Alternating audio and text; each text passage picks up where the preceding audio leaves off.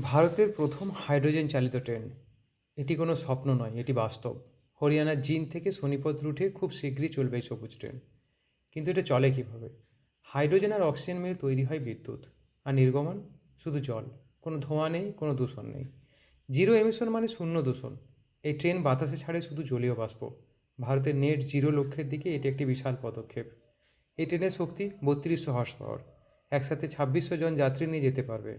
গতি, ক্ষমতা আর পরিবেশ তিনটেই একসাথে। আজকাল দিল্লির অনেক আন্দোলনের পিছনে বিদেশি টাকার যোগ দেখা যাচ্ছে।